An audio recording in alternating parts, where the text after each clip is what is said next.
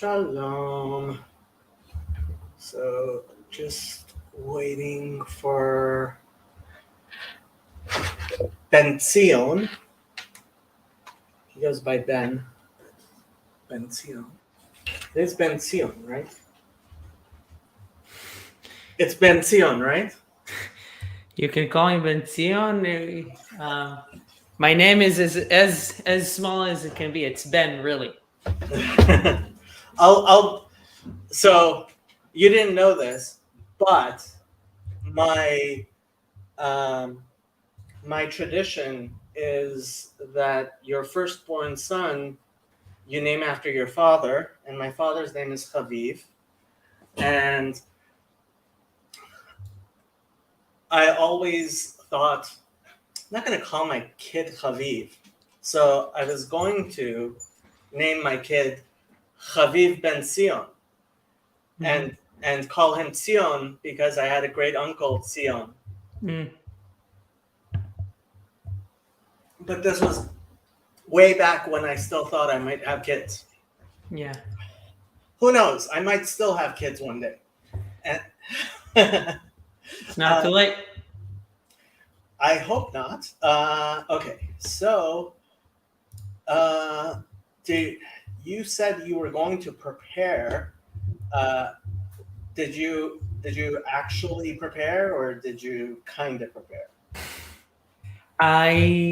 Let's say I prepared. No, I prepared as much as I could because this is new to me. I've never done this. Never done this specific thing before. So I was just trying to look at Okay. So reading the Torah studies. I looked at this today and yesterday. This was definitely tougher. Once you get the Roshei Tevot, it becomes a lot easier. But Yeah. The Roshei Tevot, which are the acronyms, they're until you become familiar with them, they can be kind of difficult. Okay. Yeah. Okay. So let's just introduce what we're doing a little bit. Mm-hmm. What happened is, so the Lubavitcher Rebbe, Rabbi Menachem Mendel Schneerson, picture up there, it was the seventh grand rabbi, is how it usually gets translated, of the Chabad Lubavitch Hasidic dynasty. So the Hasidic movement, there are various dynasties within it, and one of them, founded by Rabbi Shneur Zalman of Liadi, it was called Chabad, Chochma Bina V'Da'at, right? So after the three intellectual sfirot, wisdom, understanding, and knowledge, I guess. And that's because the essence of Chabad philosophy is Moach Sholet al Halev, that a person's mind should govern his emotions, his heart. And so he was the seventh Rebbe, and the fact is that when the Rebbe died, frankly, the members of Chabad were never able to truly recover from that, even though it's been almost 30 years. He died in 1994. And Chabad did not have any subsequent Rebbeim. And that's happened before with some Hasidic dynasties. But Hasidism, it's not normal not to have a grand rabbi. And a large part of that was because the Rebbe was just such an enormous presence that nobody could really take his place. And so, yeah. No, I was going to say it was a hard act to follow. Yeah. So the Rebbe used to speak contemporaneously every week on the weekly Parsha. and his secretaries, there were some 20 of them, would memorize, because you're not allowed to write or record on the Sabbath. They would memorize what he spoke about, and then after the Sabbath, they would get together and each one would individually write down what he remembered, and they would compare notes, and they would write the Sikha, the discourse that the Rebbe gave, basically extemporaneously down, and sometimes the Rebbe would have time to edit it, add some notes, sometimes not, and these were printed in a collection called Likutei Sichot, which literally means a collection of discourses. Many of them, if not most of them, were in Yiddish. They have been largely translated to Hebrew. And what happened later in 1985, Rabbi Jonathan Sachs, who, while he was not himself a Chabad Chassid, he was kind of a Chassid of the Rebbe. As a young man, he had met the Rebbe. The Rebbe encouraged him to become a rabbi. And so in 1985, Rabbi Lord Jonathan Sachs, who was the chief rabbi of the, I believe, entire British Empire, and later sat in the House of Lords, he made an anthology, which he went through the Sichot and picked one for each week and the festivals, and made a book called Torah Studies, which was then reprinted in 1995, right after the Rebbe's passing. And what Ben and I were thinking of doing is taking the original Sikha that Rabbi Sachs adapted into English. So if you want to see the English adaptation by Rabbi Sachs, it's available on Chabad. It's very, very difficult to get copies, physical copies of Torah studies. They've kind of become collector's items, and they don't get, the publisher doesn't publish them for some reason. I think mostly because since it is on the Chabad website, people just print it out as they need it. But it's pretty popular. So here we're looking at the original Sikha that so Shemot is the Hebrew name for Exodus, and this is the original Sikha of the of Exodus, of the first portion of Exodus. And we thought we would do Exodus because of Jordan Peterson and people's focus on Exodus. Was there anything you wanted to add to that, Ben? No. Yeah, I looked at this and I looked at the Torah studies on Chabad as well. But I'm happy to dive into them. I have one question, kind of more context, but we might not want to delve into it because it might be too deep, but just to keep in context, because it's interesting for me in terms of like the levels of interpretation. Mm-hmm. As I'm learning more about the stories and reading the Torah and listening to like the daily study, going through Rashi, I'm trying to kind of understand like the differences between the levels of interpretation, so the pshat, the remez, and all the stuff. So I was just curious about these talks or these conversations. How is it? What's the framing for this? That is an excellent and very important question. So we have what's called Pardes, which is an acronym. The word Pardes comes from the Persian, which is a garden, and that's where the English word paradise comes from.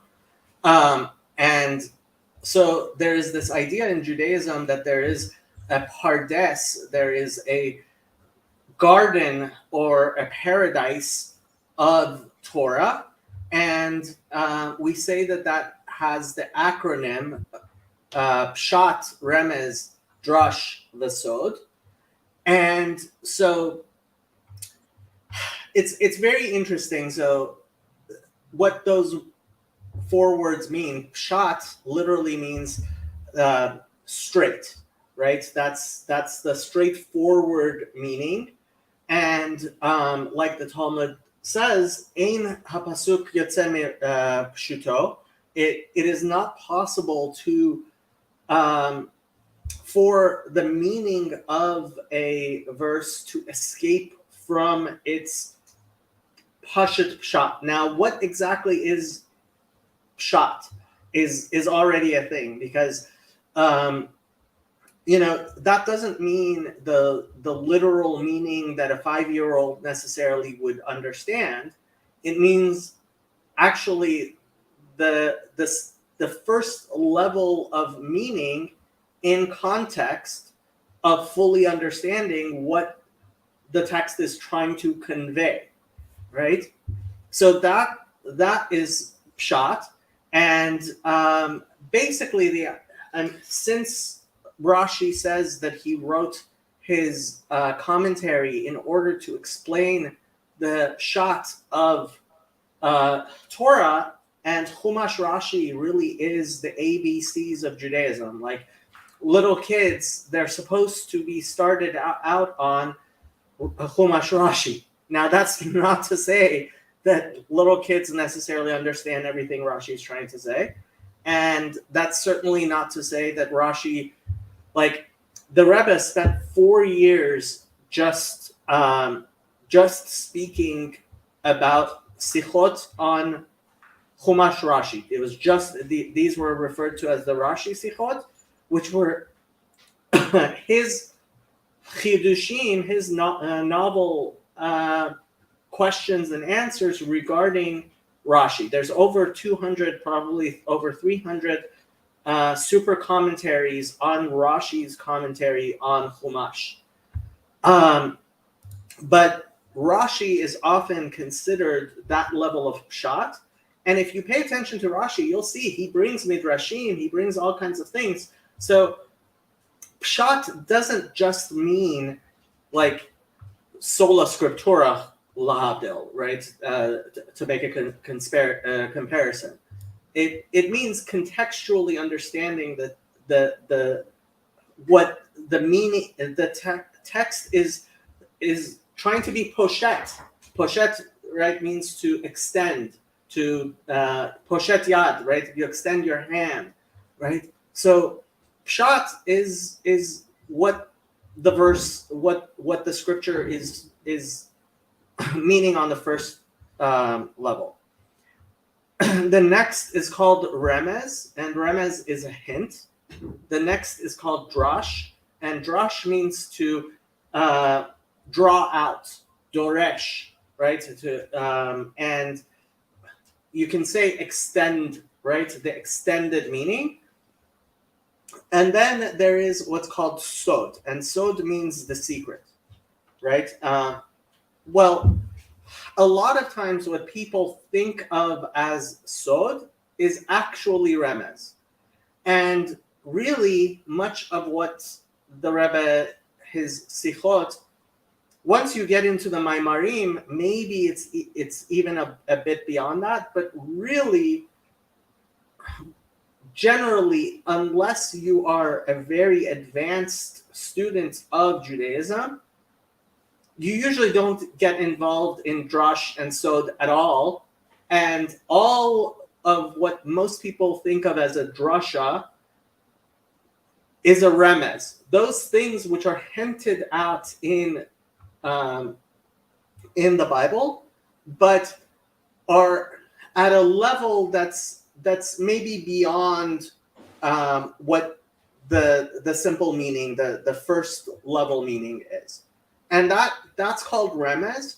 And frankly, basically anything that I am going to be involved in, anything on my channel is going to be basically remez. Then there's drash. And while a lot of people think of like the midrash, and they think of a drasha as something that's really what they mean is remez. An actual drash is when you take the halachic ramifications and you basically you bring the what the Torah is saying into a physical, actual, real world situation where you have to apply the entirety of the Torah, right? When you're deciding, is this kosher, right? Well, what halacha is involved in finding out if this orange juice is kosher or not? And one of the examples I've started giving a lot is, so this may be kosher, but if I am, let's say, diabetic or just overweight, like I am, then maybe I shouldn't be drinking or so much orange juice, right? So the halacha, is it mutar? Is it asur? Is it permitted? Is it not permitted? And this language actually, so for our Christian listeners, Jesus uses the language of bind and loosen, right? Which is heter, isur veheter, right? Which is a very basic concept in halacha, in Jewish law, and in Jewish understanding, is this concept of isur veheter and of pasak. Posek means to, how do you translate posek? To put a stop to something, right? To actually, so to set it clear, right? And so when we talk about a drash, we're in fact talking about, for example, Talmud and halacha, and trying to understand how things refer in our lives. Mm-hmm. And sod, a lot of people think sod, like this sikha, I didn't read the entire thing, but I started reading the beginning of it. It talks about gematrias, right? So a lot of people think of a gematria, they think, oh, this is Kabbalistic, this is sod, right? Or even when we speak about sfirot, which I don't know if we'll get in here, but like these things, a lot of people think, oh, this is Kabbalah, this is Sod.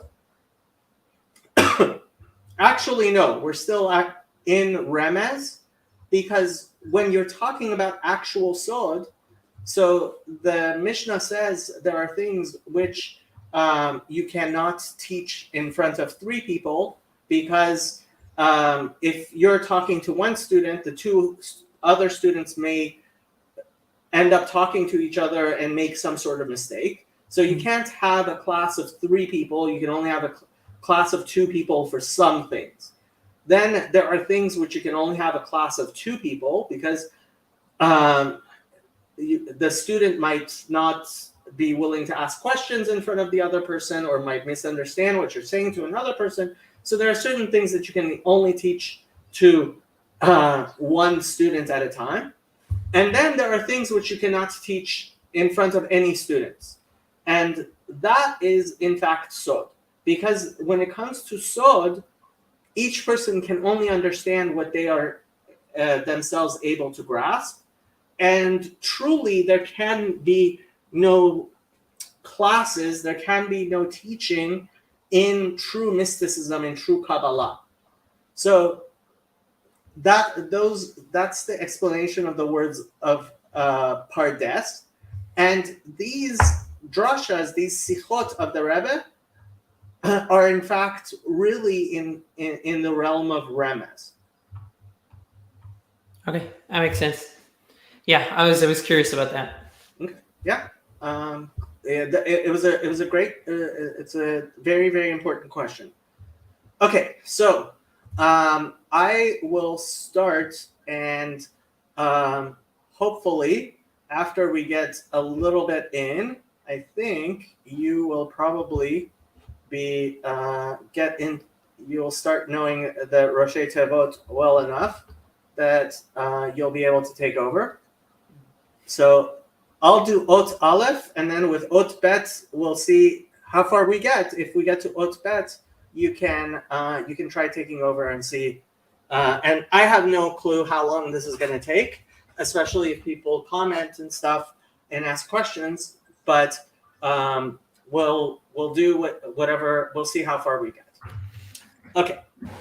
Al hapasuk, vayomer Elokim el Moshe, ehyeh asher ehyeh. So regarding, oh no, I'm reading the wrong one. Aren't I? Yes, this is the wrong one. Where was it? Yeah, this is. So the one that Sachs treats specifically is Bet, Shemot Bet. Yeah. Yeah. Okay. Okay. This is previous page. Here. Yeah. I was kind of reading all of it, but yeah, but that's what he treats specifically. Okay. Yeah, here. Al hapasuk, on the verse, shlach na biyad tishlach. Send, please, through the hand, through the person which you would send. And this is 4:13, I guess? Yeah, 4:13. Yeah. Ika b'midrash. So the midrash says regarding this, Amar Moshe lefanav Ribono shel olam, shlach na biyad tishlach, biyad Mashiach shehu atid legalot. So the midrash explains this: send through the hand of the person you are going to send. That actually what Moses is asking is not send whoever you want to send, but in fact, the person who you are going to send in the future.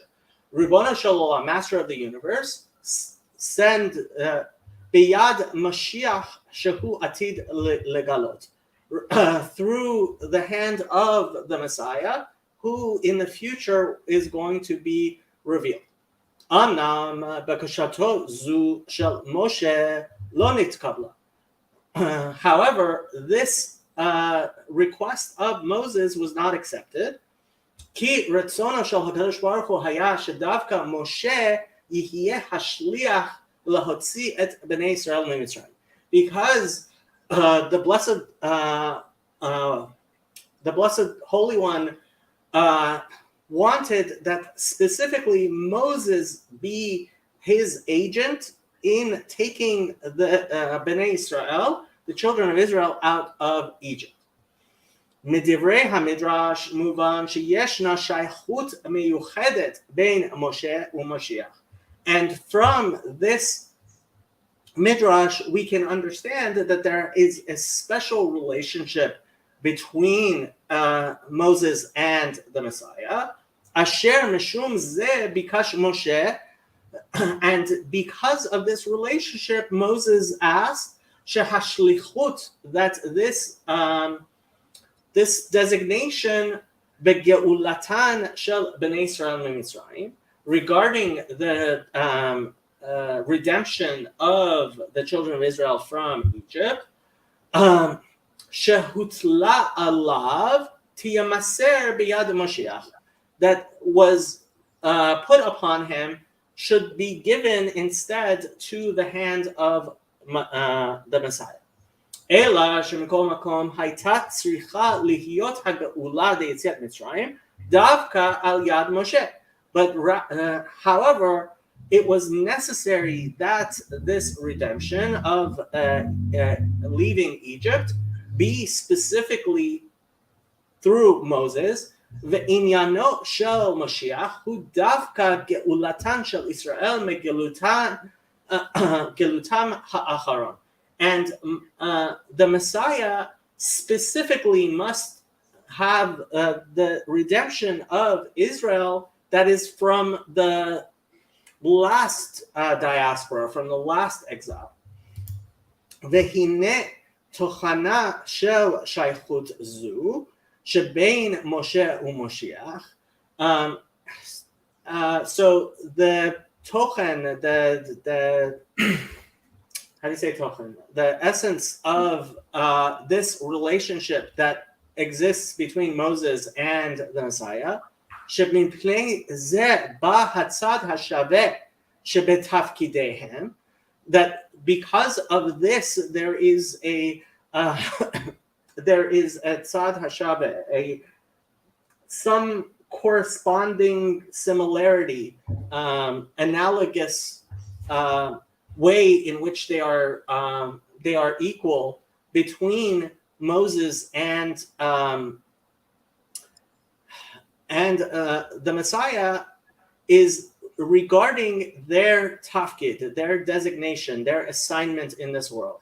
Lig'ol et bnei Israel megalutam, in order to redeem Israel from their exile. Muvan al pi ma'amar Razal.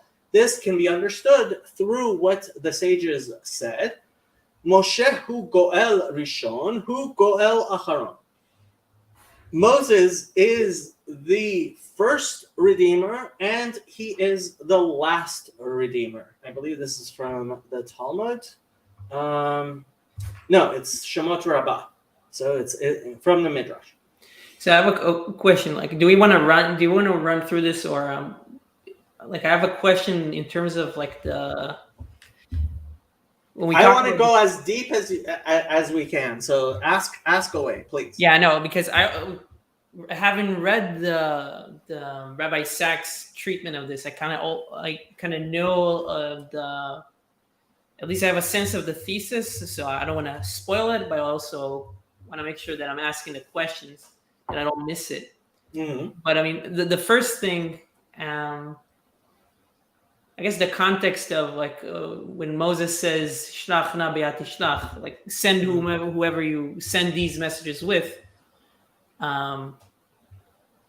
So this is part of like there's like several rebuttals that kind of Moses makes, and also so I was wondering, and there's kind of like this back and forth in terms of like the question that back is why is it needed? Why can the Messiah come at that time and just redeem everybody? Why does Moses need to do what he does, and then that needs to happen, right? And I guess that's connected to this idea that we'll later see of the ascent and descent. But I'm just wondering. So those were the questions that were in my mind when I was reading it first. Yeah, I mean, this is so. What's I would say is really important about a sikha is not to move too fast into the answer, and in fact, that's why I didn't read the Torah studies, is because he gives the answer. And frankly, when I read a sikha, I really like to try to understand the question so that it's a real question, and in fact, try to give my own answer if I can, and then only then go, once the question is real to me, then keep on reading into the answer, because that's how you can tell if the Rebbe's answer is actually like a real answer that answers all of the questions that he brings, right? So the Shakel and Taria, right? It's funny, like a lot of people when they look at the Talmud, they're like, why are these arguments, right?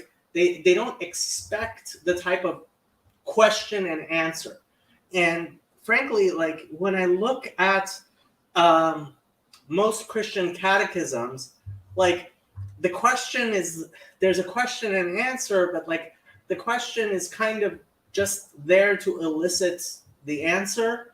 It's not like a Socratic question. I think partially Thomas Aquinas is loved so much because he genuinely asks like genuine difficult questions. And I think really in Talmudic learning, right, it's important to have a genuine question, and the answer doesn't negate the question, right? the question is a necessary part, kind of like we talk about Yerida Tzorach Aliyah, right? In order, a descent in order to have an ascent. So kind of like when you want to jump really high, you'll crouch down a bit and then jump, right? So that crouching down is a necessary part of jumping even higher than you could before, right? Yeah, and I can tell how it's good, and I'll keep that in mind for the next time as well, because I can tell how I have answers like from Sachs, and like I've done so. I kind of feel spoiled a little bit. Like I know I shouldn't be satisfied with them, but I do. There's a sense of like, okay, I already know a little bit. So but yeah. I mean, the don't. The fact is that Rabbi Sachs, I mean, he really, I mean, it's not a complete translation of the whole thing. Yeah. He takes it's so. In fact, I think you're going to see the question much more strongly. But really, the question is, you're right. So Moses is kind of arguing with God, like, God, why are you sending me? Send Mashiach, right? And so why is it necessary? And that is the Rebbe's question. Why is it necessary that specifically Moses and not Mashiach be the one who takes the children of Israel out of Egypt? Yeah, and I think a point that I feel like the question itself that Moses is posing is a descent in order to ascend. Like the question is a descent, and the answer is the ascent. Yeah. So because you can say, because I mean, one of my questions would be like, why does Moses need to even ask this? Like, why is it not known that this is the plan? But you need to ask the question, and this is kind of like the why you want to be argumentative to an extent, or where you want to have conversation where you're saying, no, this is my opinion, or this is your opinion, or this is what I believe is true, or this is my question, because you need to have the dynamic to reveal something. So yeah, you something is in fact being revealed. Yeah, you are 100% correct. Yes. Okay. So where were we? Moshe hu goel rishon, hu goel acharon. Right? Moses is the first redeemer and he's the last redeemer. Vehine ein hapirush shemoshe gufo uva'atzmo yihyeh hagoel ha'acharon. And we cannot possibly understand that to mean that Moses himself is in fact going to be physically that ultimate redeemer. Shahare Moshe hu mishevet Levi, because Moses is a Levite. U'Moshiach ya'amod mi Beit David, and the Messiah has to be a descendant of David, mishevet Yehuda, from the tribe of Judah. Ela hapirush shemoshe shehu goel rishon hu shebekocho ve'al yado Yavo HaMashiach Hagoel Ha'acharon. But rather that it is because of the potential and through Moses's hand, like his capacity, that Mashiach is going to be the ultimate redeemer. Right. So this reminds me also in the parasha, in the splitting of the sea, there is the very important idea about like that you need to make the first move. So I think it's a midrash with Nachshon and with the people that go into the waters, like they don't know what to do. There's different groups, and Moses ends up just telling them. I think it's Moses just end up telling them, like, you just need to make the first move. You just need to go. You need to go to the mountain, to Sinai, So just make them first move, and then Nachshon or the people go into the waters and it reaches the nostrils, and then it opens up. So that reminds me of Moses is a microcosm of that in terms of like Exodus is this first move that Bnei Israel are doing, that Israel is doing, and Moses is also the first move that maybe the first move of the Geulah, right? He's the first redeemer. He's the first move that we make in order to bring about the final, the last one. Right. And so Moses is known. So the 7 shepherds are Abraham, Isaac, and Jacob, Moses, Aaron, and Joseph, and David. And so, and these all have correspondences to the 2 parts of the body, and in the Sfirot.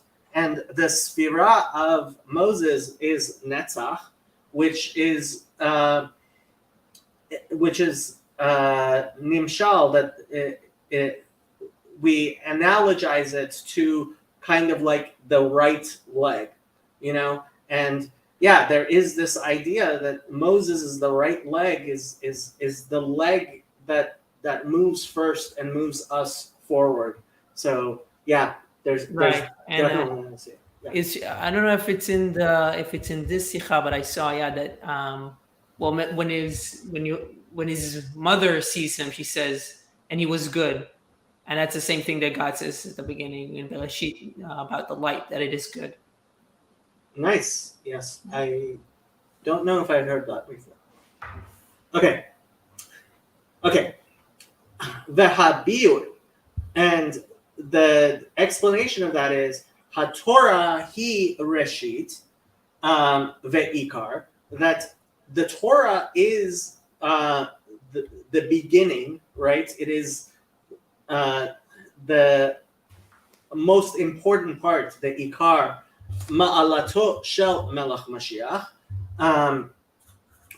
of the greatness of the Messiah, as Maimonides said in his halacha. He says hogeh beTorah, right? What is the first requirement that he gives of the Messiah is that he be someone who meditates, who thinks about, who reads, and is involved in the Torah. V'hayinu shekocho ze lihyot go'alan shel Israel, that his potential, his power to be the redeemer of Israel, hu al yedei haTorah, it is through the Torah, shehi Torat Moshe, that is called, we refer to the Torah as the law of Moses, right? So the 5 books of Moses are the Torah. V'chen al derech zeh kocham shel Israel lahavi et hageula ha'atida al yedei avodatam hem hu al yedei haTorah u'kamo sheyitba'er lakama. That also the ability of Israel to prepare the world to bring the redemption, the future redemption, is through their labors, specifically in the Torah itself, right? Al Yedei HaTorah, like it will be explained further. The shaychut pnimit zu, and the more internal aspect of their relationship, בין שבין משיח ומשה, מרוזמת גם בזה שביאת המשיח נקראת יבוא שילה. And there is a hint to this relationship between Mashiach and Moshe, the Messiah and Moses, in that the coming of the Messiah is referred to as the coming of Shiloh, Yavo Shiloh. The Gematria Mashiach, Yavo Shiloh, comes out to be the exact same gematria. So Yud is 10, Bet is Aleph, Bet is 2, Aleph is 1. That's 13. Shiloh, Shin is 300, Yud is 10, Lamed is 30, Hey is 5. So that comes out to 345, and that is 358 total, which is the same as Mashiach, which is Mem is 40, Shin is 300, Yud is 10, and Chet is 8. So it comes out to be precisely 358, like Yavo Shiloh. Shiloh begematria Moshe, and Shiloh, which it's really easy to figure out because Lamed is 40, Yud is 10. Lamed is 30, Yud is 10. You add those together, you get 40, which is Mem, and the two other letters are the same, Shin and Hey. So Moshe and Shiloh are the same gematria. Ki Yavo Shiloh, Hayinu Giluav Shel Mashiach Uviato Bepoel, because the coming of the Messiah, that is his revelation and the active coming of Mashiach, who begematria Mashiach, that has the same numerical value as Mashiach. The Shiloh begematria Moshe, and so Shiloh is the gematria of Moshe. Hainu ze shekvar yeshno kodem leYavo, that which was before it comes. Hakoach al biato shel Mashiach, hu inyano shel Moshe. I hope that's clear. So we have this thing, Yavo Shiloh, right? So Shiloh will come, which is the gematria of Mashiach. Yavo means will come, and then Shiloh is the same gematria, numerical value as Moses. So we see that Mashiach is the actual physical instantiation of the potential in Moses. Is that correct? Yeah, and I think now he's connecting it to one. Yeah, Echad. Yeah, that's what he's going to talk next. Yeah, well, yeah. Mm-hmm. Yeah. והנה ידוע שיחת כבוד קדושת מורנו חותמנו Admor. So the sixth Lubavitcher Rebbe, known as the Frierdiker Rebbe, was the Rebbe's father-in-law. So the Rebbe married the younger daughter of the previous Lubavitcher Rebbe. Mm-hmm. And so he says, and obviously all of the Rebbeim spoke similarly with these sichot, with these discourses. So now he's going to reference the sicha of his predecessor, his father-in-law, the Frierdiker Rebbe. Yavo Shiloh begematria echad. So Yavo will come is 10, 2, and 1, so that's 13, and that has the same gematria as the word echad, 1, which aleph is 1, het is 8, daled is 4. So again, you have 13 and 13. So Moshe betziruf echad begematria Mashiach. So when you add Moshe to Echad, you end up similarly with this Mashiach. So I have a question, and this will be a step back because this is more like more basic. But another question that arises is in terms of why is Moses the first? Why is like what specifically is distinct about him that makes him? So you mentioned the shepherds, what's distinct about him that makes him the first and not somebody else that is connected to a different sphera or virtual, or I don't know how.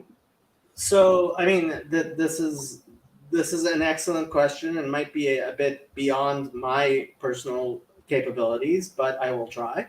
So we have the Sfirot. In fact, let me use the handy dandy thing that I have. Now, if you count these Sfirot, you will see that there's actually 11 Sfirot on this tree. And as everyone should know, there are 10 Sfirot, not 9. There are 10 Sfirot, not 11. And we say that 10 Sfirot, not 9, 10 Sfirot, not 11, because there are in fact 11 different Sfirot, but 2 of them are so superimposed. So in any tziruf, any partsuf, in any countenance of the Sfirot, only 10 of them are. 2 of them will be superimposed upon each other, and the 3 which get switched in and out are Keter, Da'at, and Malchut. So Keter is crown, Da'at is knowledge, and Malchut is kingship. And so Keter is that which is above and beyond. And in fact, so when we talk about the Tetragrammaton, right? So we have Keter, Chochmah, Bina, Da'at, and then the Shisha Midot, the 6 central spheres, which are the emotions, and then you have Malchut, and ultimately the V'haya Hashem lemelech al kol haaretz. Ultimately, the whole point of creation is to bring the kingship of God all the way from Keter, all the way down until it is manifest, so that the Adnut of Hashem is manifest within Malchut. I don't know how much more I can actually explain that. I hope it helped some understanding. So you have Keter, which is the will of God. Mm-hmm. And then you have the 3 intellectual midot, Chabad, right? The 3 intellectual aspects with Chabad, which are within the head. All of this is within the head. And then you have Chesed, Gevurah. Chesed is the right hand, Gevurah is the left hand, Tiferet is the heart, right? And then you have Netzach and Hod, which are the 2 legs. And like we said, Moshe is Netzach. And then you have Yesod, which is the foundation, which is Ot Habrit, right? Which is the place of circumcision. And then Malchut is in fact the ground upon which we stand, which is ultimately the feminine arena. And so there is this analogy of the 3 higher emotions, right? So the 6 emotions are from Gevurah all the way down to Yesod, right? So three higher emotions are like the upper body, and the three lower emotions are like the lower body, right? The legs, Yeah. right? And in fact, all three of them are called regel, are called things which move forward, right? Right. Which makes sense in terms of what we spoke about in terms of like this is the first move and the foot. Yeah. It's like you follow the foot, and I guess it's probably also connected maybe to. I mean, there's something with Moses when taking off his shoes. I don't know if that's connected somehow or somebody There, else connected. I mean, yeah, there is this concept that's yeah. So wearing shoes and taking off shoes. So the shoe is a is symbolic of physicality, right? Mhm. And so there is, I mean, one of the things when you look at the Korban Pesach, one of the weird things is in the Torah it says you will eat the Pesach with your belt and your shoes on, right? And it's kind of like, well, what does that mean? It's the symbolism of the shoe is in fact coming down to the practical and the physical. Yeah. I wonder, is there a connection? Is there any connection with like Nal in Hebrew is also is similar to linol to lock? I don't know if there is like something there. Ne'ilah, so Ne'ilah. there is the Ne'ilah prayer at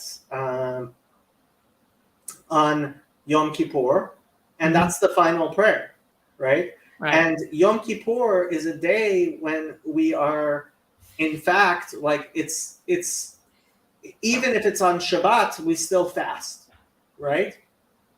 And so it is a day that is really all about spirituality. But what is the final Torah reading in towards the end of Yom Kippur? It's Leviticus 18, Arayot, right? All the sexual prohibitions and that is when we have the fifth. So on a normal day we have three amidas, right? Mhm. So there are the three prayers. On special days we have a fourth one, a musaf, an additional prayer. And one day a year we have in fact a fifth prayer, which is the Ne'ilah. So that's the only day when we say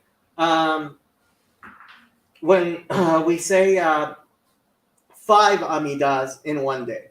Mhm. And that last one is Ne'ilah, and it is where we bring all of the holiness of Yom Kippur culminates at that Ne'ilah, when in fact Yesod and Malchut are meeting. Mhm.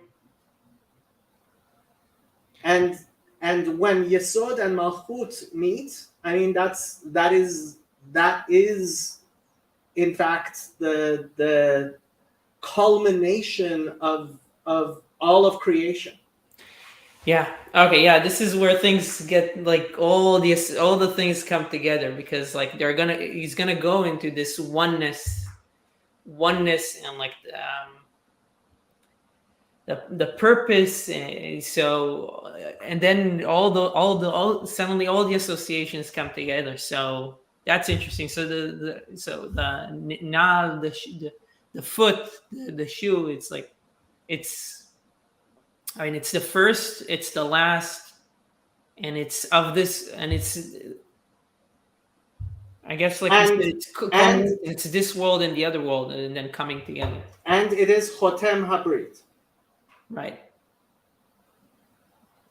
Okay. So where did we start? V'hayinu shebiato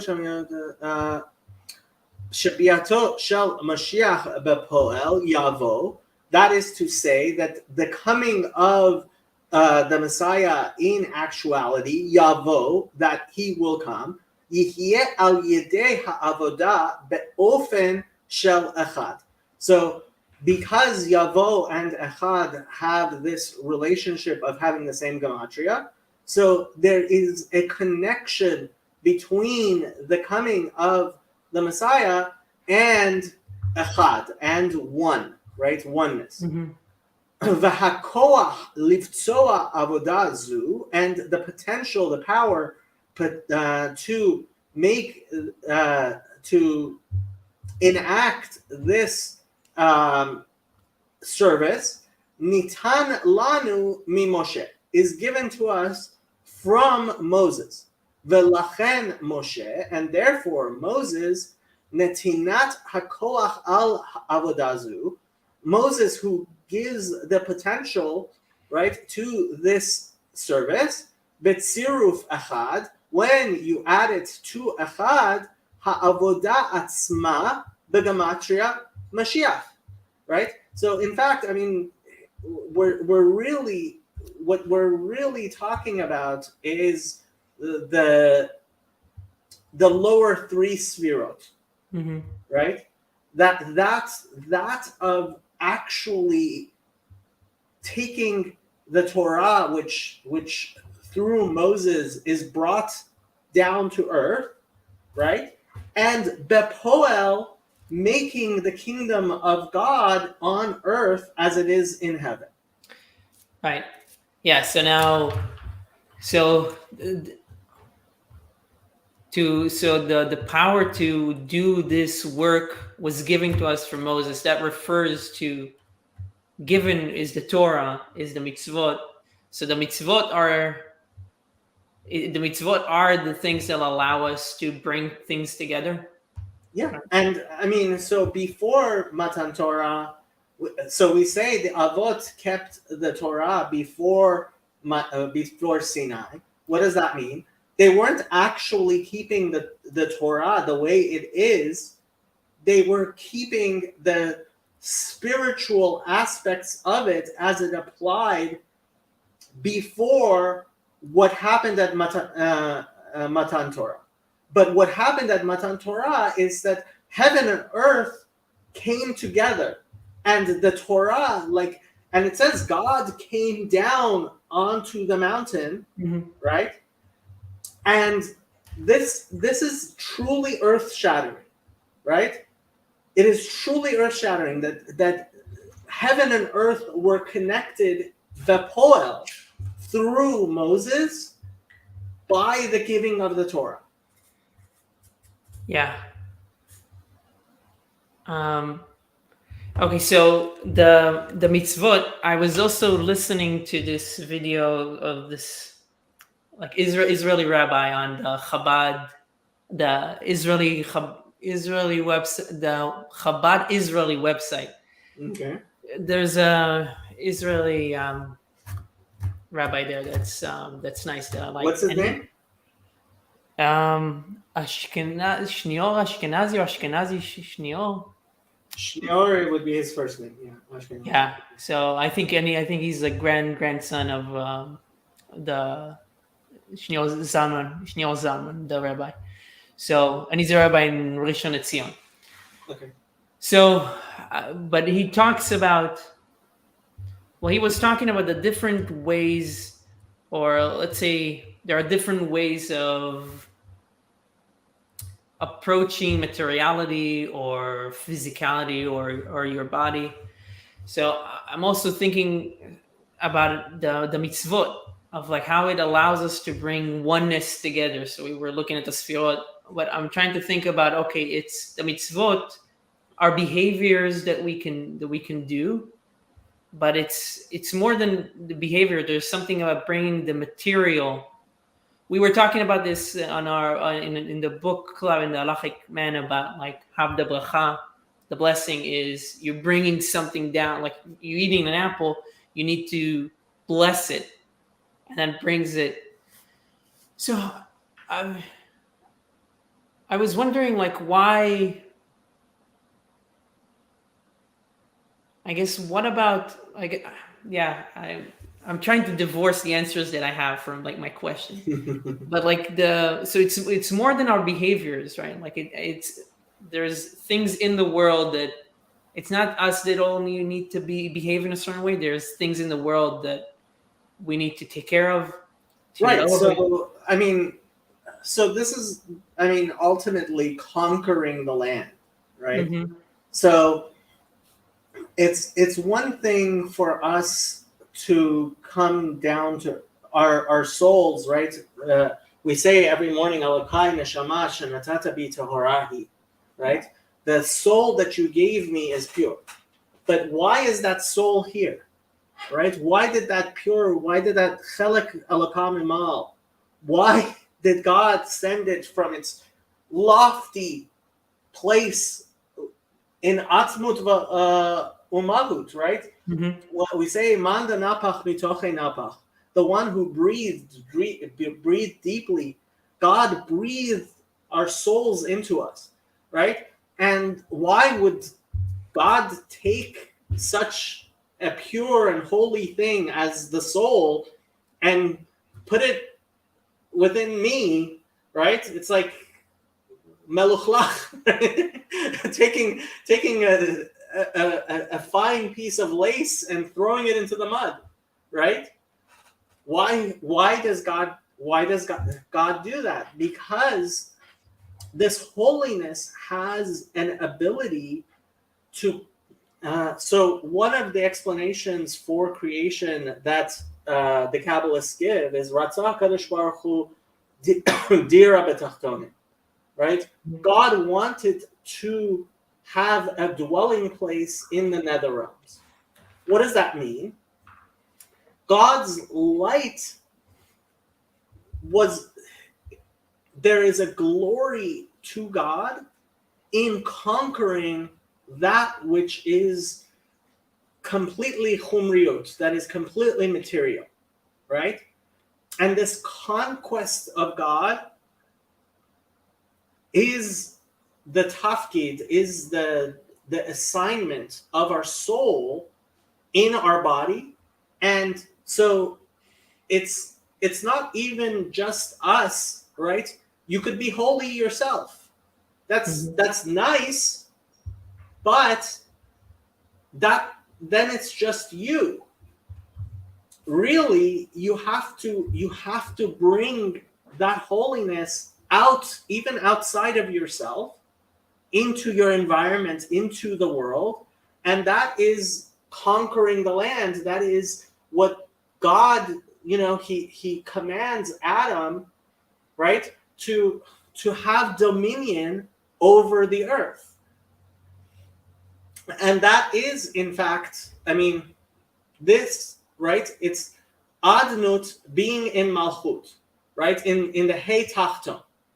Yeah. So bringing godliness all the way down so that it is within the Hey Tachton, which is malchut, which is the ground, which is that which is lowest. Yeah. It's the opposite of Gnosticism. It's the literal opposite of Gnosticism. Why is it like just I'm familiar, but like what give me what's the distinction? So Gnosticism is the idea that this world is a prison for our holy souls. Mm-hmm. And by gaining knowledge, we can in fact escape from this world and the materiality. Right. Whereas what Torah and by extension Hasidut teaches is no. Yes, this world is in fact a world of decay, but what do we look forward to? We look forward to Tchiat HaMetim. We look forward to the holiness conquering this this material world in a way which isn't an escape, but it's a manifestation of the holy in the world. So is it conquering or is it preparing? Yes. Yes. Okay. I mean, ultimately, so one of the things we didn't really get into was there is this concept of itaruta de la tata and itaruta de la ela. There is an arousal from above and there's an arousal from below, right? Mm-hmm. And so one of my favorite verses, Hashem says, "Ve'avor alayich ve'erech mitposeset v'damayich ve'omer lach b'damayich chayi ve'omer lach b'damayich chayi."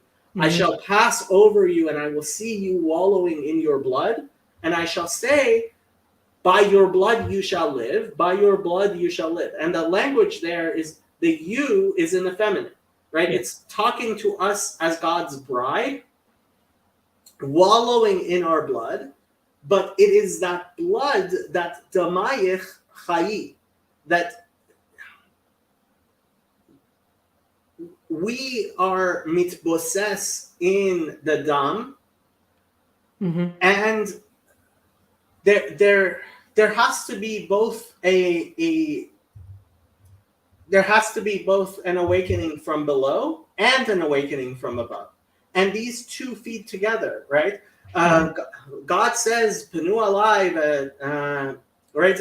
Turn towards me, and I will turn towards you, right? It's there is a reciprocity. Reciprocity. Thank you. Reciprocity. Second language guy.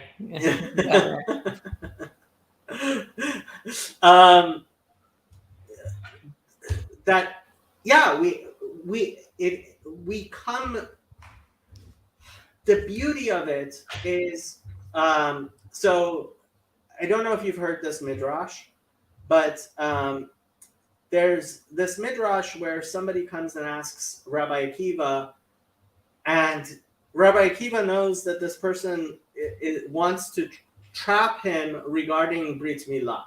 It's a Greek and the Greeks thought the idea of Brit Milah was mutilation. Why would you mutilate your child like that, right? To circumcise him. So the man comes and he asks Rabbi Akiva, what is greater, the work of God or the work of man? And Rabbi Akiva answers him by taking him out to the field and showing him some grains of wheat. And he says, what is greater, the wheat or bread? Right? And this idea, like, what are those things which we bring as korbanot, right? There's lechem hapani, right? Yeah. So making bread requires a lot of work, right? And all these malachot that we do to prepare things, right? The 39 malachot of the Mishkan of the temple are those things which we are prohibited to do on the Sabbath, like grinding and baking and making all of the things that God has given us an opportunity to do. So God creates the wheat and we create the bread. God creates it's a funny thing. Like, what's the bracha you make on grapes? On grapes? Yeah. No. Borei Pri Ha'etz.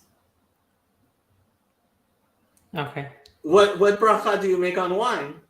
Oh, on Pri Geffen? Yeah. Okay.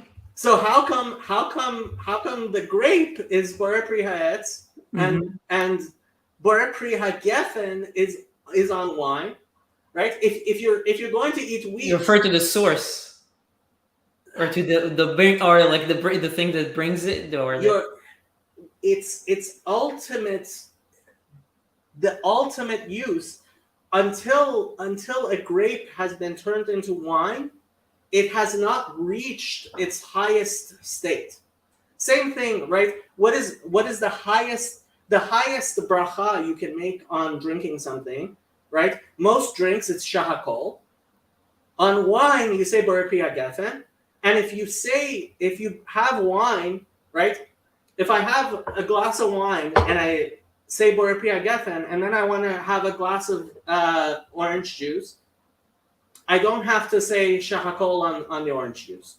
Why? Because the borei pri hagafen, it covers all manner of drinking. Similarly, but with bread, right? You say hamotzi, right? right. You no longer make any other brachot except what? Borei pri hagafen, right? And if you were if you were to take just wheat and cook it, not make it bread, right? You say borei mine mezonot. You don't say hamotzi lechem min haaretz, right? So there is an aspect of what God creates, and there's an aspect of us taking it and, in fact, moving it to its ultimate capacity. Both of them have to be there. It's not one or the other. It's not just God does or just we do. Right. But God has given us a potential to take the world and do melacha in it, to actually work the world and make it better. Right. And you're saying that the borei pri hagafen, what we say on the wine, that's the highest blessing. So is that For drinks. Sorry? For drinks. For drinks, yeah. So, but that is because it's us incorporating, again, bringing everything into one. Yeah. We're taking all the potential and we are elevating it to its ultimate thing. Right. It's like if you help your kid with their homework, if you're the only one that's doing their homework, it's like, but if the kid contributes, it's like, okay, now this is beautiful. So there's a beautiful example that Rabbi Breitowitz gives for why we say Torah lo b'shamayim hi, why halacha has, like, why did God give us the capacity to paskin halachot? When we know we as human beings, I mean, we're going to make mistakes and there's going to be disagreements and it's not going to be perfect, right? So why doesn't God just tell us halacha pesuka, right? Mm-hmm. Why all this shakal and taria? Why Talmud? Why everything, right? So the mashal he gives, the analogy he gives, is you want to make a birthday cake for your 4-year-old, right? Now, if you want the cake to be perfect and the greatest cake, you go to a professional bakery and you buy a very nice cake. But if you make the cake yourself, somehow there's a bit of it's more special than getting a professional to make a better cake. The cake isn't as good, but there's a special thing of you doing it. Now it's a material, it's like something else. It's something immaterial about it. Now, okay, so you want to make a birthday cake for your 4-year-old, right? Okay, so you're gonna make it yourself. So go ahead and make it yourself. When the kid's sleeping, right? When the kids at school, when the kid's not there, you're gonna make a better cake than if the kid decides he's gonna help, right? Your 4-year-old comes to help you with making the cake. There's gonna be eggshells in the batter. The kid's gonna like put their finger into, like, all kinds of things are gonna happen because the kid is involved. But it's more special when you have the 4-year-old make a cake that doesn't taste nearly as good, Yeah. right? And it doesn't look nearly as good. Unless you like eggshells. Unless you like eggshells, exactly. Um, but that is in fact what Hakadosh Baruch Hu has done with Torah is lo b'shamayim he's let us 4-year-olds put eggshells in the batter, and there's something special about that. Right, and that's the idea. Is that part of the idea of the nitzutzot? Yeah. God could have created everything perfectly. Mm-hmm. He didn't need to give us an opportunity to contribute. It's another analogy I like to make is like when I give my dog a treat, I make her sit, I make her shake my hand, and then I give her the treat. Now, she probably doesn't understand that it's not like I want the treat for myself. I go to the store, I buy dog treats, right? And frankly, if I didn't think she would get sick, I would give her all the treats right then and there, right? But she's going to eat them all. And why do I make her sit and make her give me her hand? It's not because I need her. Like, if she couldn't do it, the only reason I make her shake hands is because it's a trick she knew. She was taught before. I never taught her to shake hands. She knew it before, and like when she's being really good, she gives hands, and it's like, okay, shake my hand. It makes her feel like she's contributing. Now, is she contributing to like me giving her the treats somehow with that? No. But I don't need it. I don't need her to sit nicely. Mm-hmm. She needs it. And there's a very similar thing going on. Like, God doesn't need us. He gives us the opportunity to, in fact, be involved to show that we care. Right.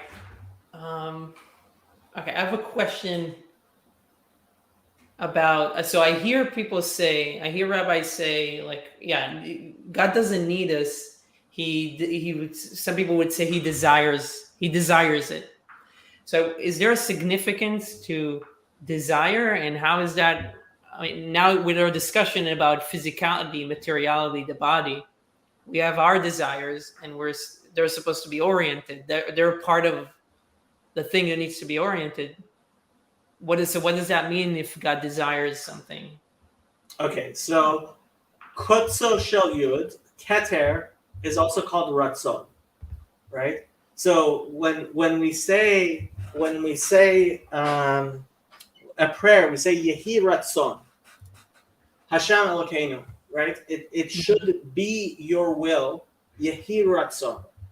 And really, this word Ratzon, right? Will, God's will, is the highest aspect of God that we have any real shaykhut, any real connection to, is God's will. And that's called keter. Yeah. And to the point where usually we don't even talk about keter, right? Because so the other parts of the other sfirot, other than keter and malchut, they are analogous to parts of the human body. Mm-hmm. Keter, a crown, right? It's not part of you. It's made out of metal and stone, and it's on top of you, yeah. Right? So similarly, keter is and God's will is on a level that's even beyond his wisdom, and in a very real sense, the sfirot at all, the partsufim at all. So, but what is keter? Keter is also malchut. Keter, and that's what it means. Sofa nakutz betechilatan. The end is joined with the beginning, right? The Alpha and Omega, Christians will say, because sof ma'aseh b'machshava techila. That which is done at the very end is what was at first desired. Right. That's the first sikha that I was looking, because he's talking about the light. Right? Yeah. Yes. Which is Moses too, so it's related. Right? The light is created first, or one of the first things created, or created before it has a purpose. Ganuz letzadikim, right? Yeah. There is a special light that is ganuz for the coming of the Messiah. Yes. And so the ratzon, when we talk about God's will, right? So when you study Torah, what are you doing? You are trying to understand what God would want in a particular situation, right? That's the part of Tanya that the Rav quoted at length in Halachic Man, right? That you study that Shimon and Reuven have this disagreement, and Shimon is toen that he's has this claim, and Reuven has this claim, and you study the halacha to figure out in such a case what would God's will be, right? And in a very real sense, that is the only way in which we can relate to God, is trying to understand what God's will would be in a particular situation. And when you take that and it encloses itself not just in your thoughts, but also in your speech and then in your action, right? Then you are in fact representing God in the world by doing that which God wills in the world. And that is bringing Adnut all the way from Kutso Shel Yud down to the Hey Tachton into the real world by doing that which is the Ratzon of Hashem. Yeah. Okay. This is like a poem. I feel like it keeps coming back. Well, yeah. This is. I mean, there's a reason why I have these prepared, right? Yeah. This is, and the beauty of Torah.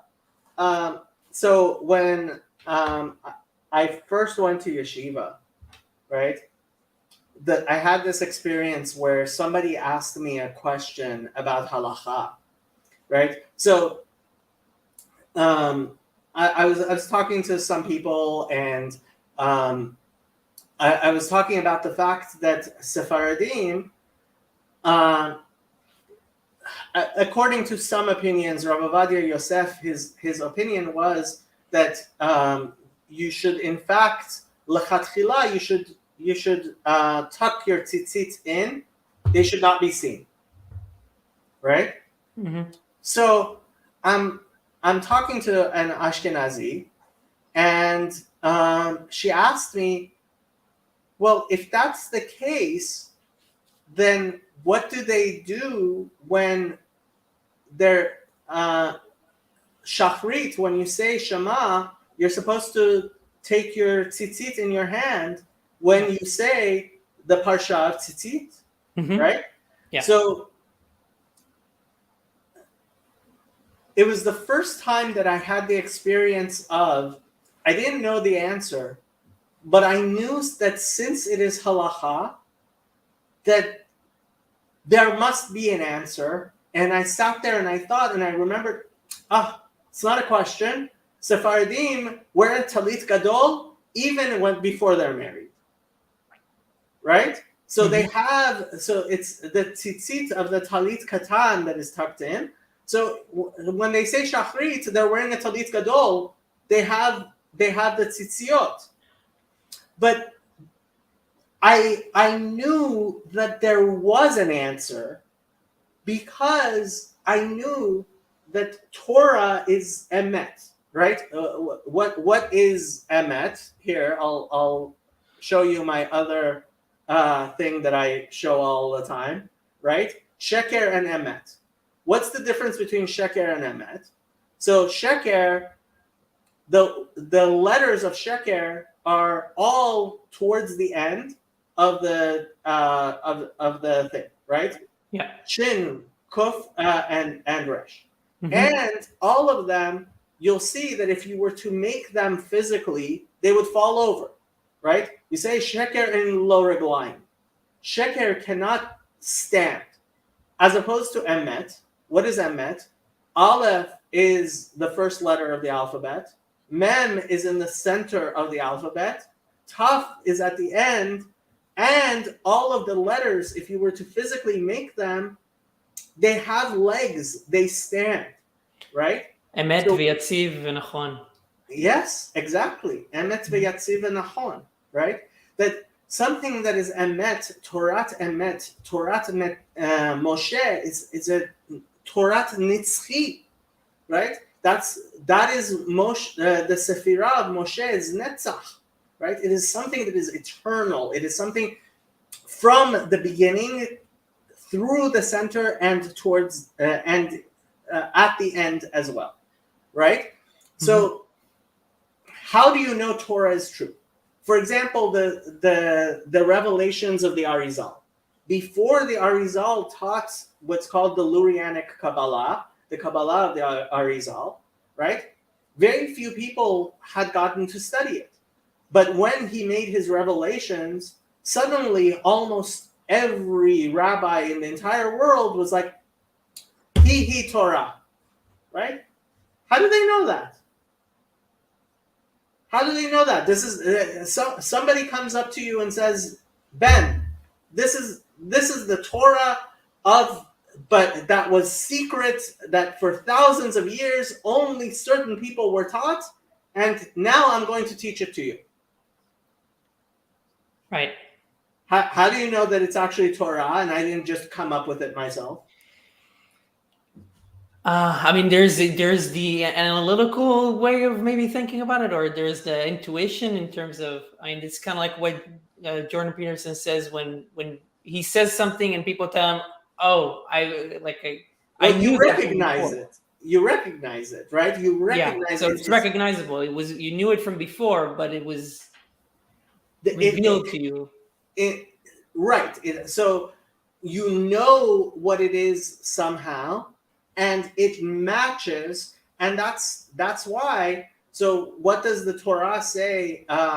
So here, let me in fact pull this up.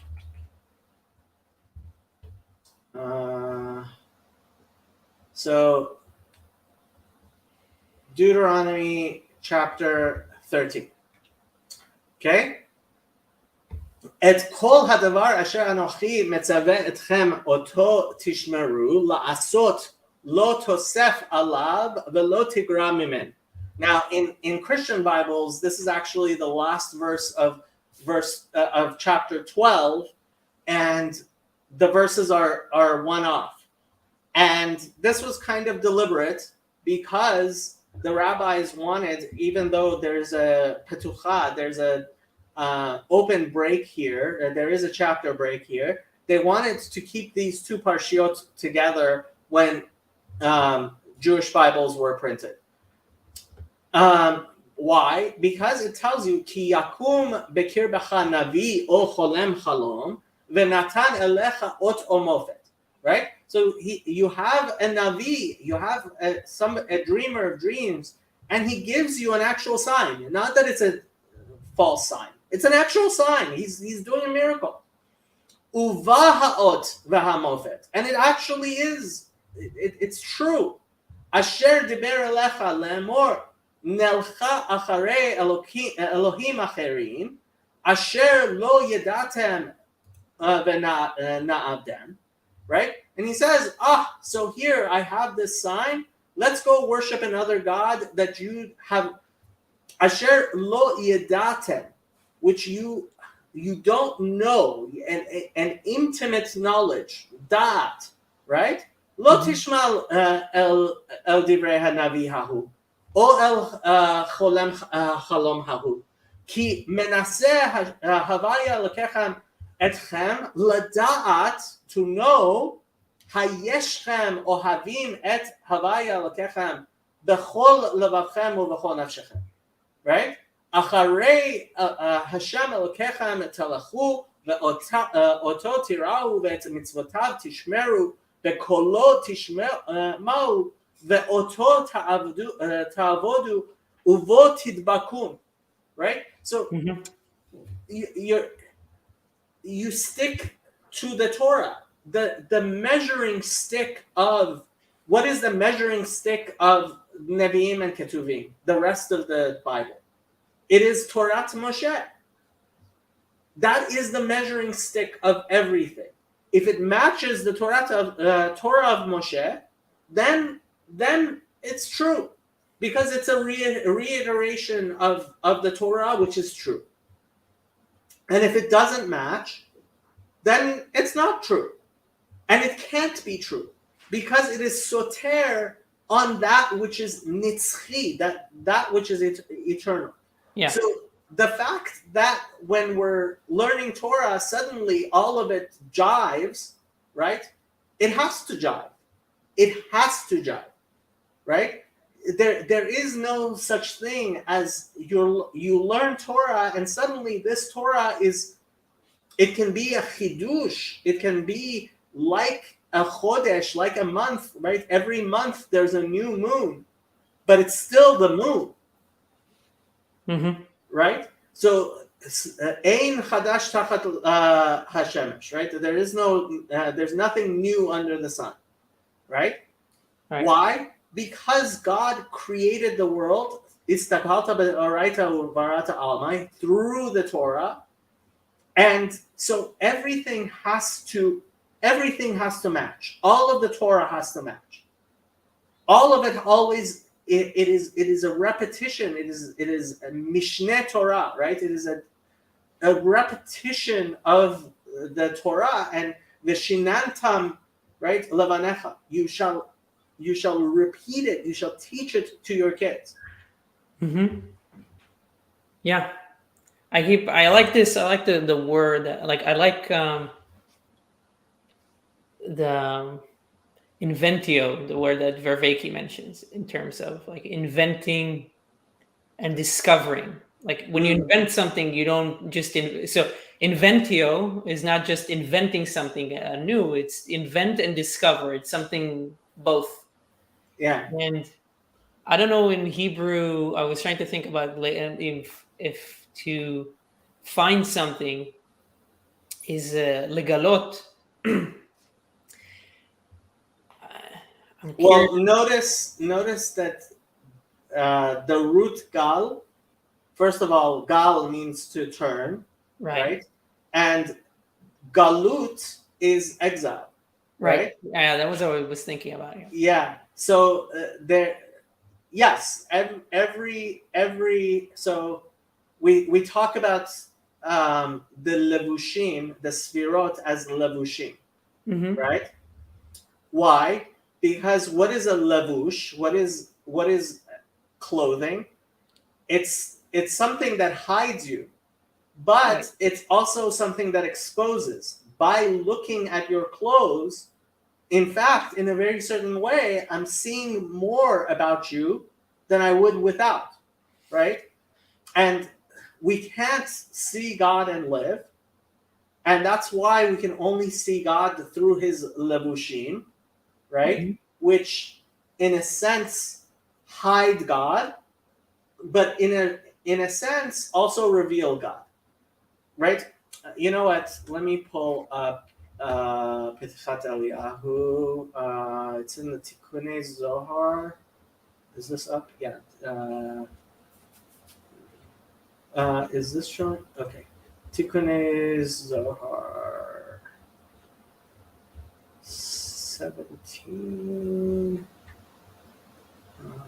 This is not Daf 17. Why is this not Daf 17? First of all, let's do that. that. Okay. So, Patach Eliyahu va'amar, Ribon almin da'ant hu chad v'la b'chushban, ant hu ilah al kol ilahin, setima al kol setimin. You are above all things and hidden from all things. Leit machshava tefisa bach klal, ant hu da'apikat asar tikunin. You are the one who created the 10 tikunin, the 7 garments. V'karina nolon asar sefiran, that are called the 10 sfirot. L'anhaga bahon almin setimin, the la itkalyan, v'almin the itkalyan. Uvhon itkasyat mibnei nasha. And through them you are hidden from human beings. The ant hu de kashir lon umeached lon uvgim the ant milgav kol man de afresh chad min chavre mi'elen asar itchashev le keilu afrishpach. So won't get too much into this, but if you are to take any of the sfirot away from the other ones and see them as individual as opposed to a part of the whole, chas v'shalom, it is as if you are creating some sort of separation, chas v'shalom, in God. Why? This is this worshiping other gods? Thinking that, I mean, we can think of like. Okay. So the idea is, so you have Chesed and you have Gevura, right? There are 2 Sefirot. Mm-hmm. So you can say God is loving. But if you say God is loving to the exclusion of God's other attributes, right? All 10 of the attributes, the Sefirot, have to be taken together. If you focus simply on one Sefirah, that becomes idolatry. Yeah, idolatry. Okay, that's what I was thinking of. Yeah. Ve'ilan asar sviran inun azlin kisidran chad arech v'chad katzer v'chad abeinoni ve'ant hu d'anhig lon v'leit man d'anhig lach la le'ela v'la latata v'la mikol sitra levushin tikinat lon. You call them garments. The minayhu parchen nishmatin lebnei nasha v'chama gufin tikinat lon deitkariu the gufa legabei lebushin the michias yan alehon. That this is like a body through which they hide you. Ve'itkarit betikunada chesed ra yaminach gevura dura smala tiferet gufa netzach v'hod train shokin v'yesod siyuma de gufa ot brit chodesh malchut pe Torah sheba'al pe karinan lon chokhma mocha ihu machshava milgav bina liba uva halev mevin v'al ilena train kativ hanistarot la'Hashem Elokeinu. Let's skip. I gotta say, I'm impressed by your make. Well, I've said this so many times. So Sephardim recite this certainly every Friday afternoon, but and as do Hasidim. But in Sephardic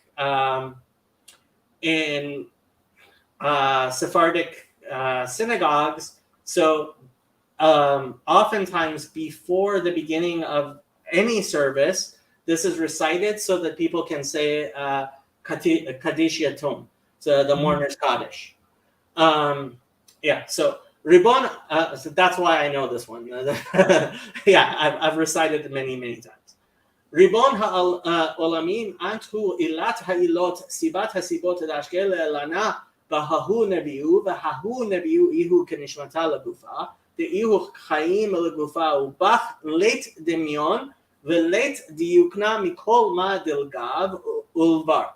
Right? But even with these clothing, right, there is no demyon, there is nothing that is like God at all. Uvarata shemaya v'ara v'avikta menhon shimsha v'sihara v'kochvaya del mazale ובערה אילנין ודשאין וגופן תתאין עובר מנח לית אחד אל תשמעו כל וכל ספרן כל וכל ספירן כל חד ית לשם ידיעה each has a known name ובהון יתקראו מלאכיה and the angels are called by them ואנט לית לך שם ידיעה ואנט הוא ממלא כל שמהן ואנט הוא שלימו דכולהו וחד אנט תסתלק מן הון השתערו כל הון שמהן כגופה בלא נשמתה, right? And that if God were to somehow withdraw himself from them, they would be like a body left without a thing. This translation has no relation to what it says. Okay. Ant Hakim v'lav b'chokhma yediah, ant hu mevin v'lav mibina yediah. You're wise but not known through wisdom. You understand but are not understood. Leit lach atar yediah ela leishtamada tukfach v'chelach livnei nasha v'ulachaza lon ech itnahig alma bedina uvrachameh de'inun tzedek u'mishpat kefum uvdehon divnei nasha din uha. Yeah, okay. So I think hopefully you get where I'm going because you know a lot more Hebrew than everybody else who's listening. I don't know how much I can exactly explain, but so when we are talking about the Sefirot, right, they are in fact levushin, which are mitkaseh and mitkale. Yeah. That's interesting. I don't think I've considered that before. This is, yeah, it's one of the things that are what happens to, where did I have oh, that's where I had it. So I can continue if you want. I just need a 1 minute break. Okay, let's take a 2-minute break. I will put a 2-minute countdown.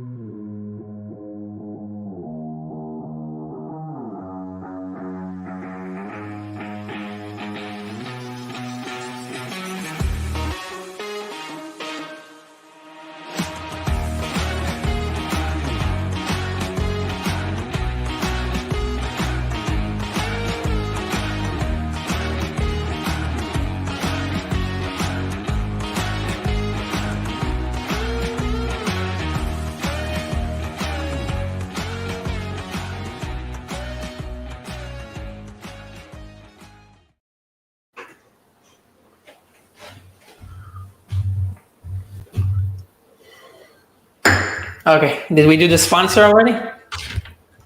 What'd you say? Did we do the sponsor? Did we run the commercial? Yes, we. So we're gonna need to actually get a sponsor. I'll put Uncle Moishi on that next time. Okay, I bet. can read the sponsor if you need like somebody. Oh, okay.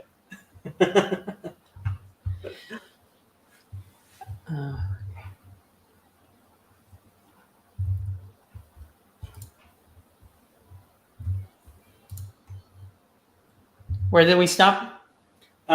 We got to the finish of Aleph. Now we're on bets, so it's all you.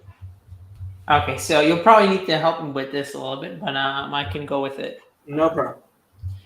והביאור בזה, Harzal, what is that? Amru Rabbeinu Zichronam Livracha. Our sages of blessed memory said. Our sages said, Olam al milu'o nivra. The world in its fullness was created. היינו שכאשר נברא העולם, היו כל ענייניו בשלמותם. So the ancient question was which came first, the chicken or the egg? Right. Judaism has a very definitive answer. The chicken came before. Why? Because the Torah says that God created etz oseh pri, right? The trees already had fruit on them. The world was created, and this gets into Omphalos, but the world was created b'tzibyonam, and that's why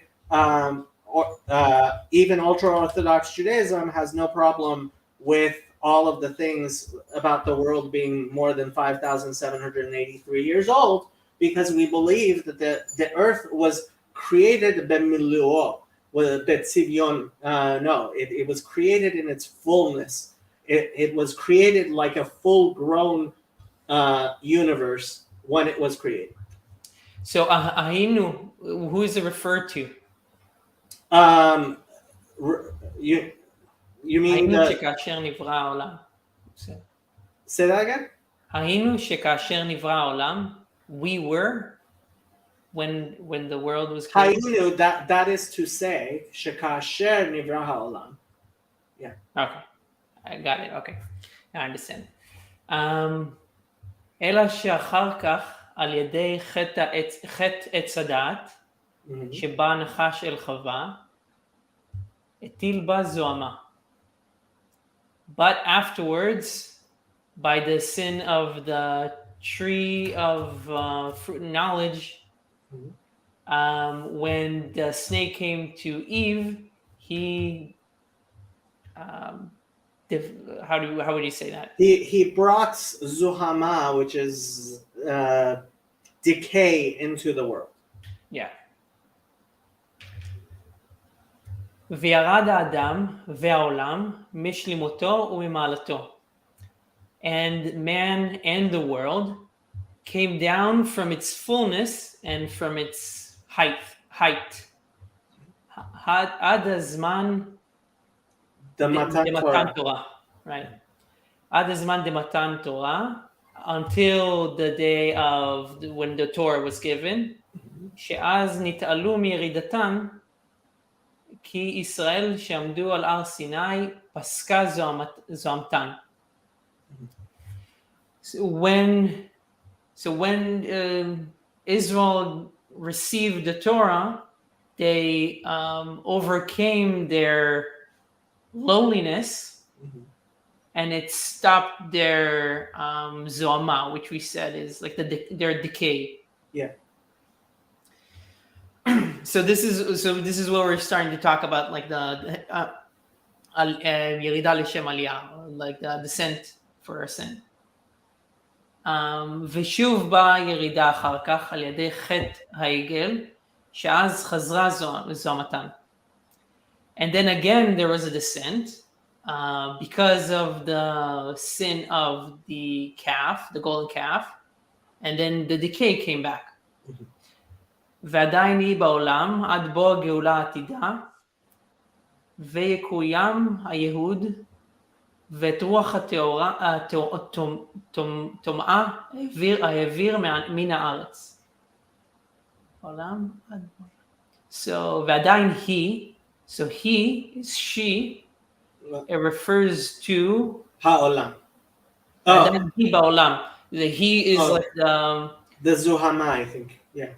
Right. The Zuama until the decay is still in the world until the future redemption, when the Ye'ud, the purpose is fulfilled, and the spirit of the decay, I will remove from this world.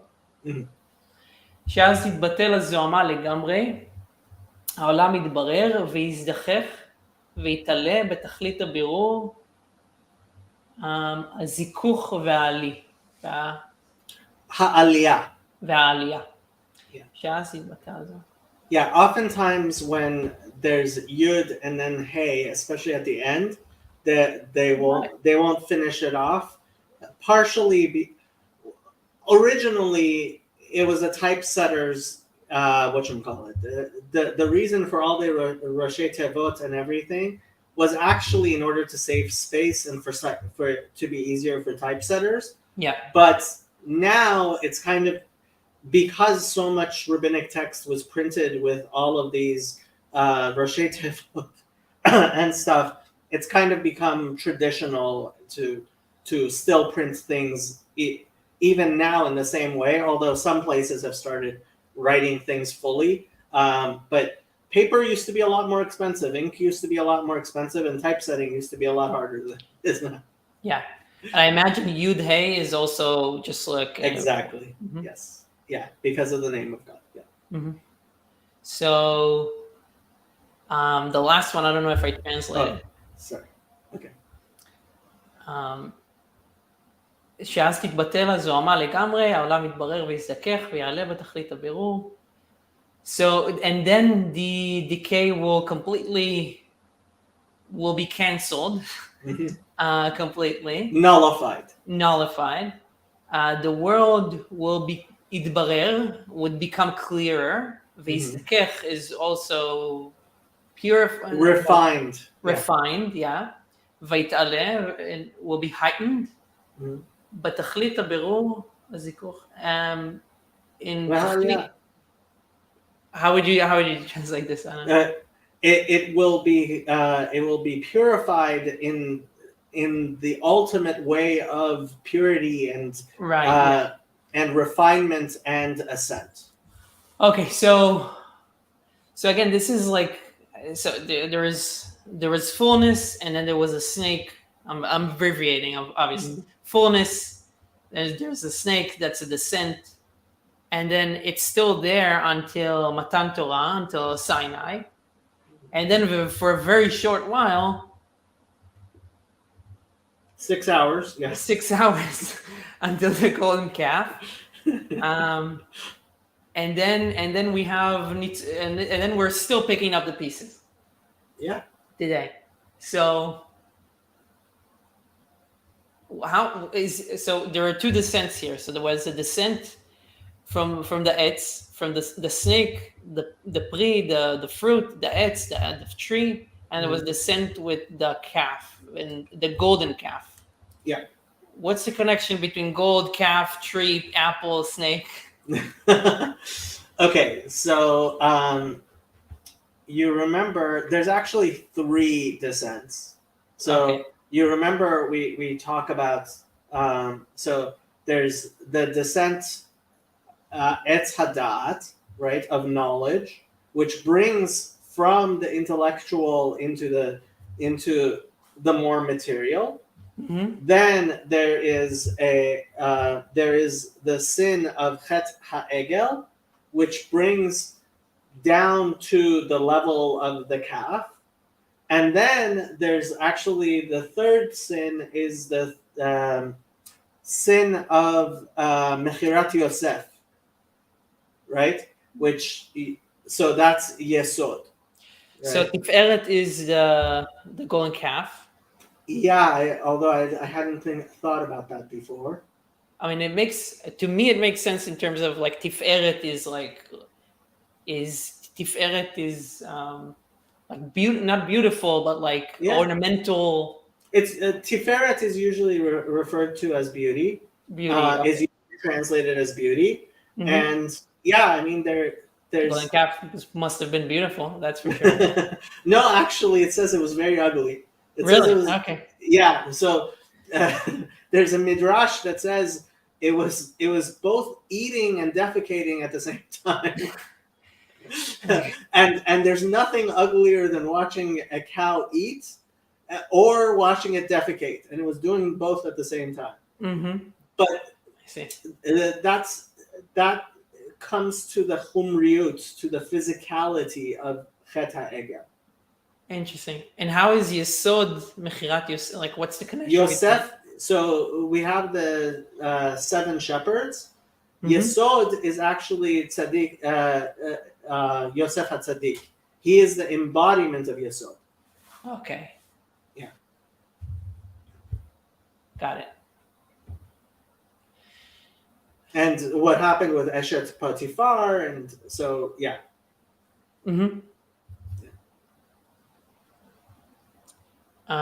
Okay, so והנה ידוע אשר ירידה צורך עלייה היא.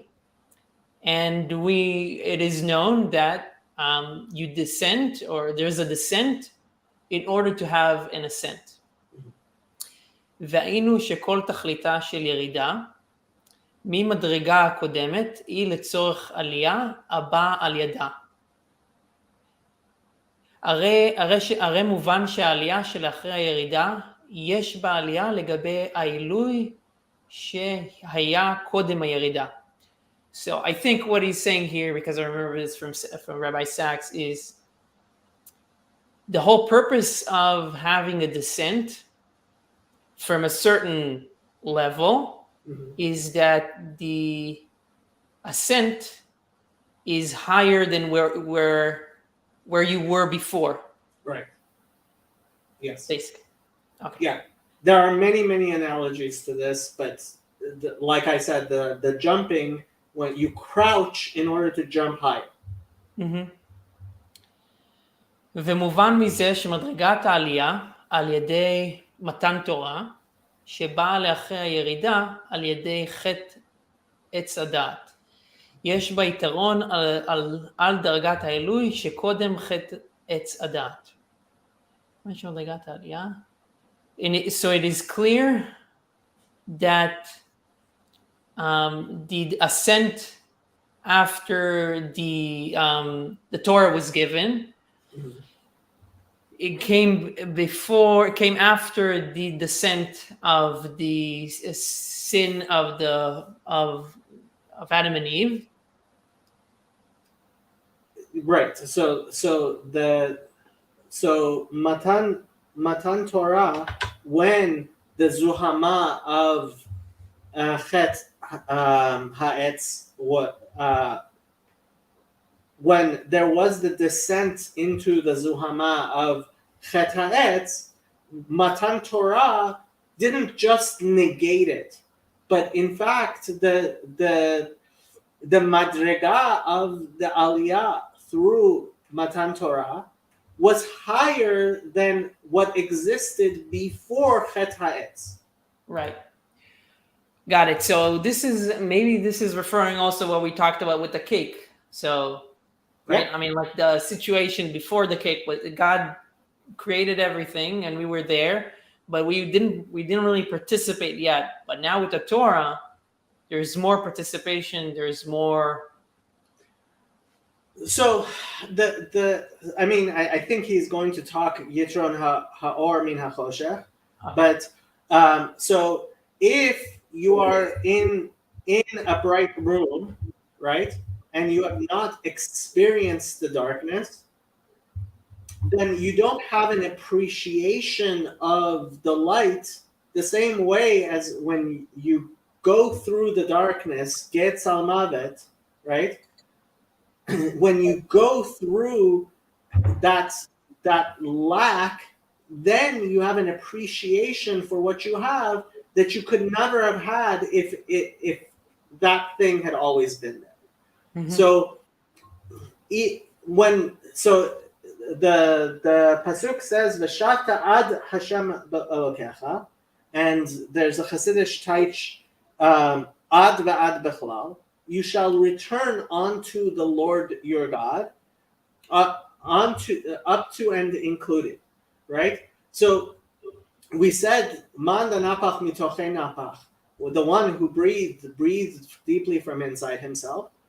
Mm-hmm. So when we return, when our soul returns to its how it was before its descent, even though it's returning all the way ad Hashem Elokecha, still it's even in a level that's higher because it has gone through this biru.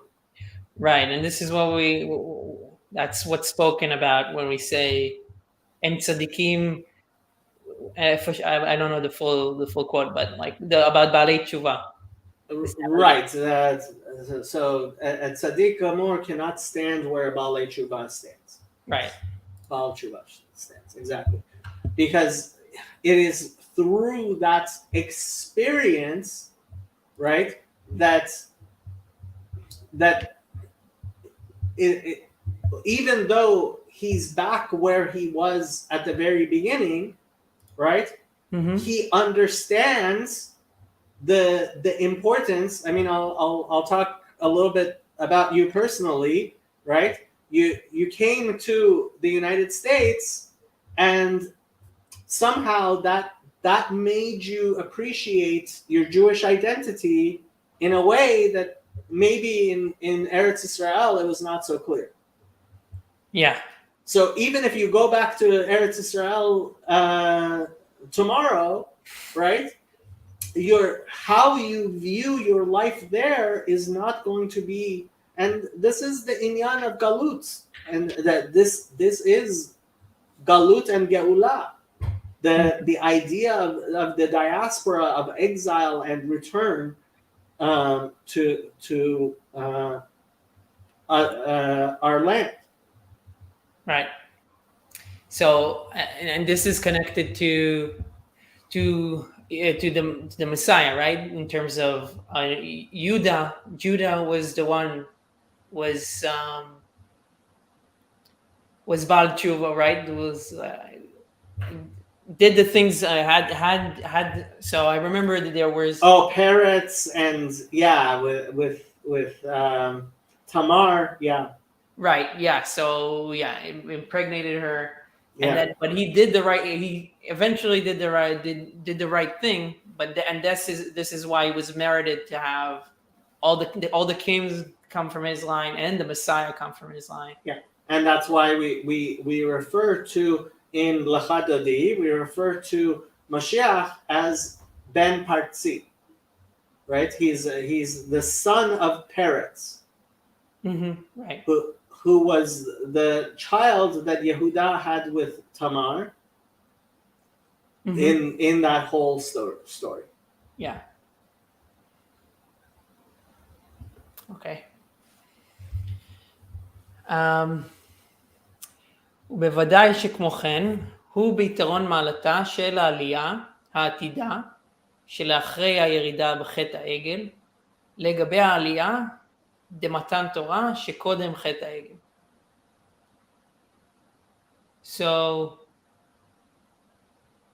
that the ascent that is going to come after the sin of the golden calf will be at a level. We will be at a level that is higher than we were before that sin. ומעלתה של עלייה זו של אחרי הירידה, ומעלתה של עלייה זו של אחרי הירידה לגבי המעלה הקודמת, היא ביתר שעת. ביתר שאת. Okay, that's just me not knowing Hebrew. I should know that. אין מצד המשכת, this one I want. Or אין סוף. המשכת אור אין סוף. ברחו מלמעלה למטה. ברחו מלמטה למטה, והן מצד התעלותם של בני ישראל והעולם מלמטה למעלה. אתה שהראיה זאת שלך הירידה היא בתשעת, אין מצד המשכת.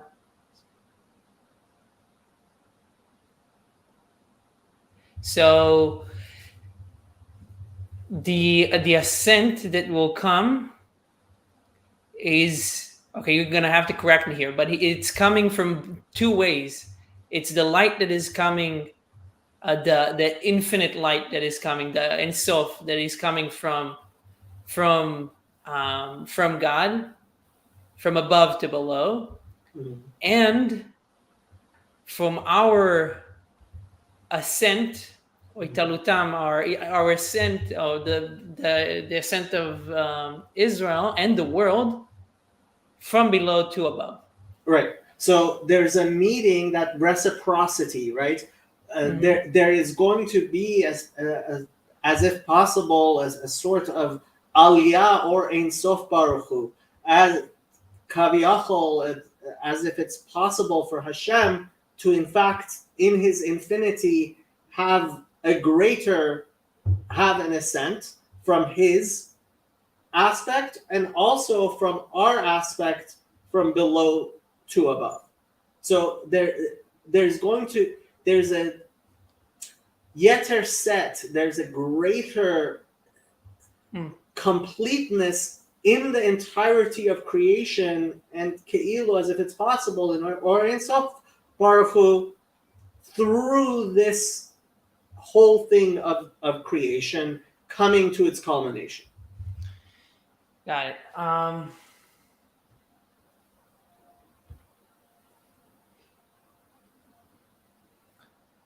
Okay, I'm just I wouldn't know how to insert it, but I listened to this rabbi that I told you about, and he was talking about donkeys a lot, and I know this was mentioned in the past here, but it was also talking about the donkey as an analogy, or it's like is a microcosm of ascending this level of like a lowly animal that is just carrying loads, and how it goes through these levels, through Abraham to Moses and to the Mashiach, and